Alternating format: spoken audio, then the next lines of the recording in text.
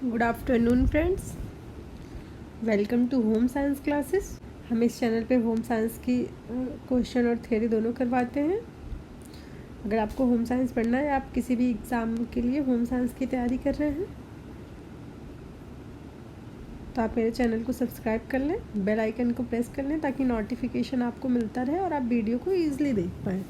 चलिए फिर स्टार्ट करते हैं। देखिए, हेपेटाइटिस यकृत शोथ किसके द्वारा फैलता है?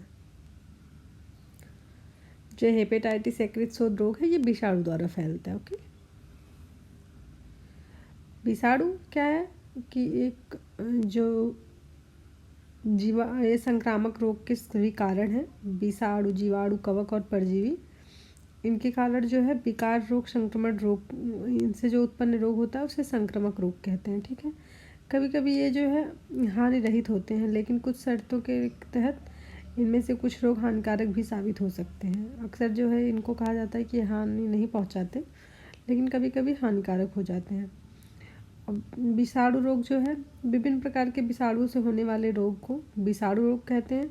कुछ सामान्य प्रकार के वायरल रोग जो होते हैं, HIV, इबोला, कोविड-19, ये सब क्या था? विषाणु रोग ही था, लेकिन ये कितने नुकसानदायक थे आपने देखा। अब हेपेटाइटिस क्या है? यह एक ऐसी स्थिति है जो मानव के लीवर हेपेटाइटिस वायरस से संक्रमित हो जाता है। मानव का लीवर जो है वो हेपेटाइटिस नाम के वायरस से संक्रमित हो जाता है। ठीक है, यहाँ क्या होता है? यकृत के कार्यों में बाधा करता है, यकृत सही से कार्य नहीं करती है। इसमें पित्त का उत्पादन नहीं होता, उत्सर्जन, वसा और प्रोटीन का चयापचय, एंजाइमों की सक्रियता और प्रोटीन के संश्लेषण में बाधक होता है। ठीक है, सामान्य रक्त परीक्षण के माध्यम से निदान किया जा सकता है। हेपेटाइटिस के कुछ और प्रकार जैसे hepatitis A, hepatitis B, hepatitis C, hepatitis D और हेपेटाइटिस ई भी है। ठीक है, जो हेपेटाइटिस बी होता है, हेपेटाइटिस बी विषाणु के कारण होने वाला एक संक्रामक रोग है। यह जब फैल सकता है, यह तब फैल सकता है जब कोई व्यक्ति किसी संक्रामक शरीर से रक्त, लार या द्रव से संपर्क में आता है। संक्रमित व्यक्ति के व्यक्तिगत सामान जैसे टूथब्रश और रेज़र को साझा करने से भी हेपेटाइटिस बी हो सकता है। इसका जो लक्षण है वो क्या है? थकान महसूस होना, पेट में दर्द होना और पीलिया हो जाना। नेक्स्ट क्वेश्चन, ग्रामीण महिलाओं में साक्षरता ग्रामीण महिलाओं में साक्षरता की दर में वृद्धि हेतु कौन सी योजना है? कस्तूरबा गांधी शिक्षा योजना, मातृ सुरक्षा योजना, राजीव गांधी योजना या फिर कस्तूरबा गांधी बालिका योजना। ये जो है, ये है कस्तूरबा गांधी बालिका योजना। ओके, इसका क्या है? जो मतलब एक विशेष आयु वर्ग के बच्चे पढ़ और लिख सकते हैं और इसमें विशेष जनसंख्या के साक्षरता के रूप में परिभाषित किया जाता है। ठीक है, अब क्या होता है, इसमें जो साक्षरता दर है, हमारी सरकार द्वारा कई योजनाएं शुरू की गई ताकि वंचित महिलाओं के लिए भी साक्षरता में सुधार किया जा सके, बट उस लेवल पे सुधार नहीं हुआ। ये योजना भारत सरकार द्वारा अगस्त 2004 में शुरू की गई थी। ठीक है, इसे बाद में सर्व शिक्षा अभियान कार्यक्रम में शामिल किया गया था। इस योजना का उद्देश्य समाज में वंचित और वंचित वर्ग की लड़कियों को और महिलाओं को शैक्षिक शिक्षा प्रदान करना था। ठीक है, शैक्षिक रूप से पिछड़े वर्ग SC, ST, OBC, अल्पसंख्यक और BPL लड़कियों के लिए आवासीय प्राथमिक विद्यालय है ये। इन विद्यालय में बच्चों को निःशुल्क भोजन, आवास, पुस्तकें, लेखन सामग्री और अन्य गणवेश उपलब्ध कराया जाता है। ठीक है, स्पेशली लड़कियों के लिए था ये। इसका नाम था कस्तूरबा गांधी बालिका योजना। ओके, नेक्स्ट क्वेश्चन, संचार के किस माध्यम से तस्वीर प्रत्यक्ष रूप से सामने दिखाई जाती है? फ्लैश कार्ड से, फिल्म स्ट्रिप से, टेलीविज़न से या फिर ब्लैक बोर्ड से? जो फिल्म स्ट्रिप है ना, इसके माध्यम से तस्वीरें प्रत्यक्ष रूप से सामने दिखाई जाती हैं। ठीक है, क्या है? अब संचार क्या है? संचार जो है, यह भाषण, लेखन के किसी अन्य माध्यम की सूचना का प्रसार है। मौखिक संचार शब्दों में उपयोग करके, गैर मौखिक संचार फोटो, इशारों आदि का उपयोग करके किया जाता है। ठीक है, संचार दो प्रकार के होते हैं, एक मौखिक, एक गैर मौखिक। फिल्म स्ट्रिप क्या है? फिल्म स्ट्रिप जैसे फिल्म के एक टुकड़े का स्लाइड एक समूह में जो क्रम में दिखाया जाता है और जैसे हम पीपीटी बनाते हैं हम उस तरह से एक पार्ट के बड़े हिस्से को समाविष्ट करता है इसमें, ठीक है। ये जो है 35 मिमी का ये फ़ोटो फिल्म रोल होता है, ठीक है। 35 होना चाहिए और 30 से 50 अनुक्रमिक चित्र होते हैं इसमें। फिल्म स्ट्रिप स्थिर छवियों के साथ एक प्रकार की मल्टीमीडिया शिक्षा है। Film strip projector optical device है जिनका उपयोग फिल्म स्ट्रिप स्क्रीन के प्रोजेक्ट के लिए किया जाता है, ठीक है। इन्हें संभालना सुविधाजनक है, इन्हें तैयार करना और स्टोर करना आसान होता है, ठीक है। इसे बनाकर स्टोर करके आसान होता है। फ्लैश कार्ड क्या है? फ्लैश कार्ड क्या है? मेमोरी को परखने के लिए, मजबूत करने के लिए, सूचना पुनर्प्राप्ति का टेस्ट करने के लिए फ्लैश कार्ड नामक छोटे से नोट कार्ड का उपयोग किया जाता है, ठीक है। फ्लैश कार्ड के विपरीत किनारों पर छपी होती है नाम, शब्द, अवधारणा और तकनीकी शामिल हो सकते हैं, ठीक है। इसमें फ्लैश कार्ड ये होता है। टेलीविज़न, आपको पता है टेलीविज़न चलती फिरती तस्वीरें और ध्वनि भेजने का एक संचार माध्यम है। टेलीविज़न खेल, समाचार, विज्ञापन और मनोरंजन का एक लोकप्रिय माध्यम है आज, आपको पता है आधुनिक युग में। ब्लैक बोर्ड क्या है? ब्लैक बोर्ड यह एक चिकनी, गहरी और सख्त सतह है जिसका उपयोग विशेष रूप से कक्षाओं में चॉक राइटिंग और स्केचिंग के लिए किया जाता है, ठीक है। नेक्स्ट क्वेश्चन, यार्न का वजन प्रति इकाई लंबाई अथवा लंबाई प्रति इकाई वजन दर्शाता है। यार्न की संख्या, यार्न की मजबूती या फिर यार्न की ट्विस्ट, यार्न की समरूपता। ये जो दर्शाता है यार्न की संख्या को दर्शाता है, ठीक है। यार्न एक आकार या मजबूती को उसके यार्न की संख्या द्वारा निर्धारित किया जा सकता है जिसे लंबाई प्रति इकाई और प्रति इकाई द्रव्यमान के रूप में व्यक्त करते हैं, ठीक है। यार्न आकार और आकार की गिनती के समान होती है। प्रत्यक्ष यार्न की गिनती प्रणाली में यार्न की संख्या और यार्न की इकाई और लंबाई एक दूसरे से अधिक होती है, ठीक है। जो ये आमतौर पर क्या होता है, इस विधि का जूट और रेशमी यार्न का उपयोग किया जाता है। जूट का और रेशमी जो धागे होते हैं उनसे यार्न बनाया जाता है। और जो यार्न ट्विस्ट है वो क्या है? यार्न ट्विस्ट मतलब एक ही धुरी पे, एक ही स्थान पे रख के चारों ओर तंतुओं को सर्पिलाकार में ट्विस्ट किया जाता है, इसे कहते हैं ट्विस्ट। ये क्या होता है? यह एक मजबूत धागा, इससे एक मजबूत धागा बनता है और घुमाकर इसे तारों के पीछे घुमाकर जोड़ा जाता है, ठीक है। इसका जो प्रति इंच टन या प्रति मीटर टन ऐसे शब्दों का उपयोग करके इसको बनाया जाता है। यार्न की समरूपता क्या है? यार्न की जो समरूपता है यार्न के रैखिक घनत्व की मोटाई में भिन्नता के रूप में वर्णित किया जाता है, इसे यार्न की समरूपता कहते हैं। जैसे क्या होता है, कताई, वातन, बुनाई और बुनाई की प्रक्रियाओं के दौरान यार्न की अनियमितता यार्न के टूटने का कारण बन सकता है, इसे यार्न की समरूपता कहते हैं, ठीक है। यार्न की मजबूती, प्रतिरोध को यार्न की मजबूती कहा जाता है, ठीक है। उसकी जो यार्न की प्रतिरोध होती है लागू भार पे, उसकी मजबूती को यार्न कहा जाता है। उच्च शक्ति मूल्यों के परिणाम स्वरूप यार्न कम टूटते हैं। मशीन को रोकना कम करता है, ठीक है। स्रोत सामग्री में यार्न की मजबूती सीधा प्रभाव पड़ता है। यार्न उत्पादन के कुछ हद तक ताकत बढ़ाने का एकमात्र तरीका मोल्ड और बढ़ाना होता है। नेक्स्ट क्वेश्चन, सुंदरता किस प्रकार का मूल्य है? साधन मूल्य, आंतरिक मूल्य या ए बी दोनों?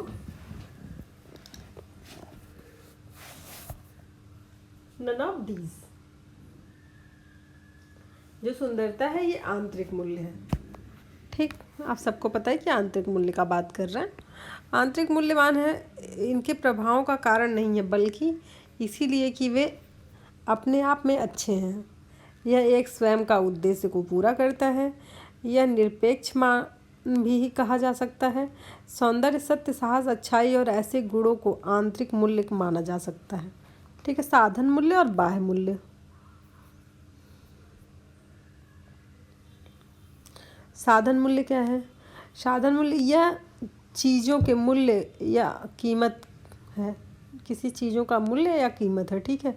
कुछ मानवीय ज़रूरतों और लक्ष्यों को पूरा करता है या वांछित परिणाम के साधन के रूप में कार्य करता है। उदाहरण के लिए धन, जैसे पैसा है, ये साधन मूल्य है, ये किसी चीज़ के लिए काम करता है। बाकी जो आंतरिक मूल्य है, आपको पता है आंतरिक मूल्य क्या है? आपने कोई चीज़ खरीदी, उसका उपयोग किया, उससे जो हमें सुकून मिला अंदर से, उसे आंतरिक मूल्य कहते हैं, ओके। इसका जो सही ऑप्शन है वो है ऑप्शन नंबर बी, आंतरिक मूल्य। नेक्स्ट क्वेश्चन, बीसीजी का टीका किस रोग से बचाव करता है? चेचक से, डिप्थीरिया से, तपेदिक से या फिर टाइफाइड से? जो बीसीजी का टीका है तपेदिक से बचाव करता है। ओके, टीका क्या होता है? टीका लगाए कि टीका जो है, एक टीका किसी व्यक्ति की प्रतिरक्षा प्रणाली को विशिष्ट बीमारी के प्रति प्रतिरोधक क्षमता उत्पन्न करता है, उस बीमारी के प्रति व्यक्ति की रक्षा करता है। ठीक है, विभिन्न रोगों के खिलाफ निष्क्रिय रूप से अर्जित प्रतिरक्षा बनाने के लिए टीके लगाए जाते हैं। टीके आमतौर पर सुई इंजेक्शन के माध्यम से लगाए जाते हैं, लेकिन मुंह में भी प्रशासित किया जा सकता है या नाक में स्प्रे किया जा सकता है टीके का। ठीक है, यक्ष्मा, यक्ष्मा वही तपेदिक, इसे टीवी भी कहते हैं। ठीक है, ये जो है ये बैक्टीरिया माइक्रोबैक्टीरियम ट्यूबेरोक्लोसिस नामक जो इसका ट्यूबेरोक्लोसिस नामक बैक्टीरिया से फैलता है। ठीक है, तपेदिक के लक्षण, मतलब तपेदिक का क्या लक्षण? खून के धब्बे वाली खांसी, बुखार, भूख ना लगना, पसीना आना, थकान व कमजोरी, वजन का गंभीर रूप से कम हो जाना, सीने में दर्द होना, सांस लेने में तकलीफ होती है। आमतौर पर यह जीवाणु ऊपरी श्वसन पथ को संक्रमित करता है, गुर्दे, रीढ़ और यहाँ तक कि गंभीर मामलों में मस्तिष्क में भी फैल जाता है। ये क्षय रोग एक संचारी रोग है। लोगों को तपेदिक में संक्रमित होने से बचाने के लिए बीसीजी बैसिलस कैलमेट गुएरिन का टीका विकसित किया गया था। बीसीजी का टीका शिशुओं और बच्चों को दिया जाता है। वैक्सीन को 1921 में फ्रांसीसी बैक्टीरियोलॉजिस्ट अल्बर्ट कैलमेट और कैमेली ग्यूरियन द्वारा विकसित किया गया था।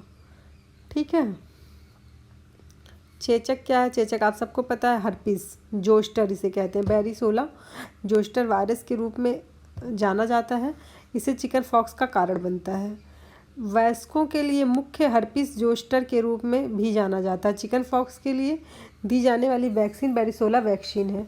यह खुजली वाले लाल फफोले और विशेषता जो पूरे शरीर में दिखाई देता फफोले की तरह हो जाता है, चिकन पॉक्स जिसे कहते हैं। डिप्थीरिया क्या? डिप्थीरिया रोग कारक कैरिनोबैक्टीरिया डिप्थीरिया है। ठीक है, जो इस मिलता है इसे क्या? किसी संक्रमित व्यक्ति से सीधे संपर्क के माध्यम से या फिर संक्रमित व्यक्ति की सांस की बूंदों अंदर लेने से हो जाता है। तो इसका प्रभाव कहाँ होता है? नाक और गले में होता है, श्लेष्मा झिल्ली पे होता है। ठीक है, टॉन्सिल और गले में एक मोटी सी कोटिंग, बुखार, ठंड लगना, गले में खराश होना, गर्दन पर सूजी हुई ग्रंथियाँ, कुकर खांसी, नीली त्वचा। वैक्सीन DTaP वैक्सीन है। ठीक है, आंत्र ज्वर क्या है?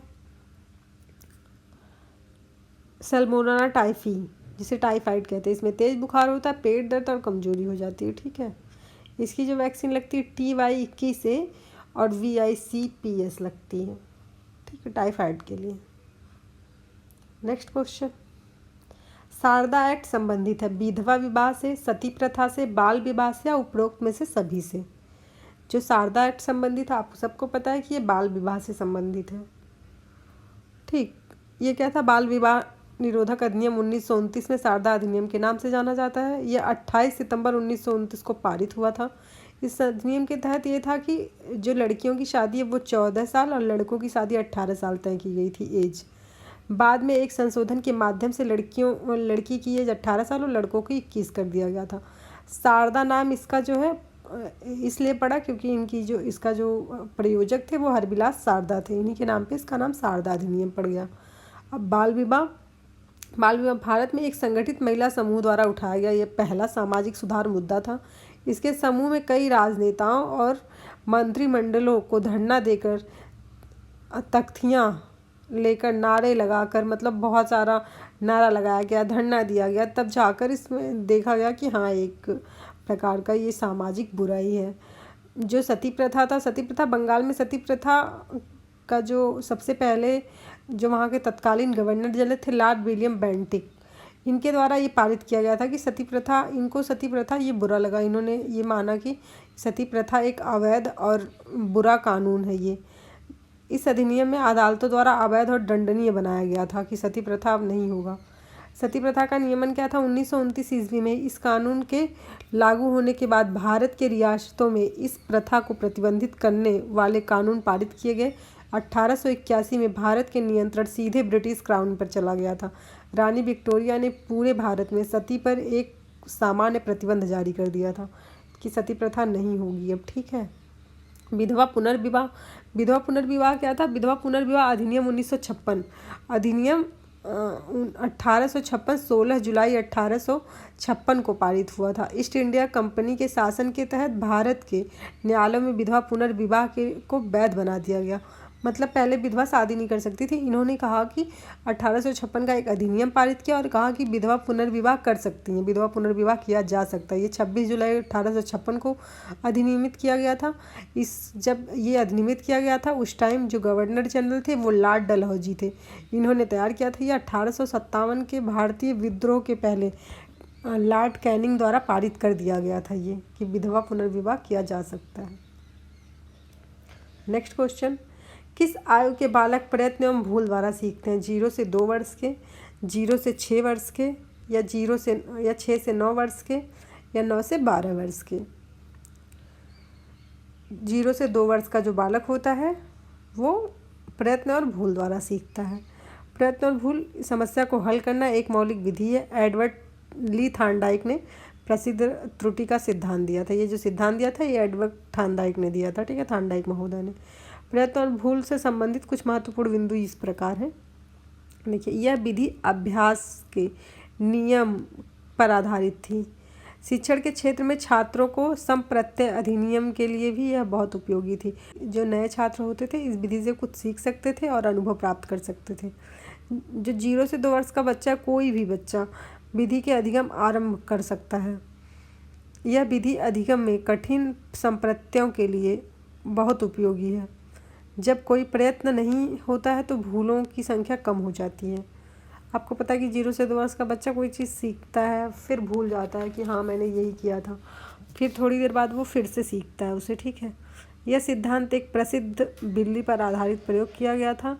थार्नडाइक ने इसको 1898 में किया था। थार्नडाइक आधुनिक शिक्षा मनोविज्ञान के जनक भी माने जाते हैं।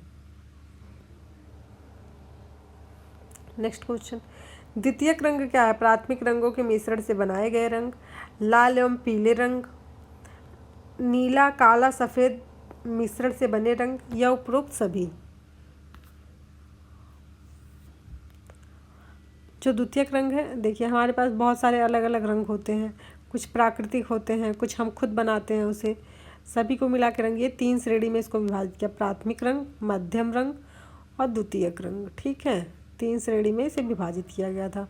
जो इसका मूल रंग होता है लाल, पीला और नीला, ये प्राथमिक रंग होते हैं 3, लाल, पीला और नीला। बाकी जो सब रंग है ये सभी मिश्रण से ही बनाए जाते हैं, मिश्रण से ही तैयार किया जाता है। इसका जो 2 प्राथमिक रंगों को मिलाकर जो प्राप्त किया जाता है उसे द्वितीयक रंग कहते हैं, ठीक है।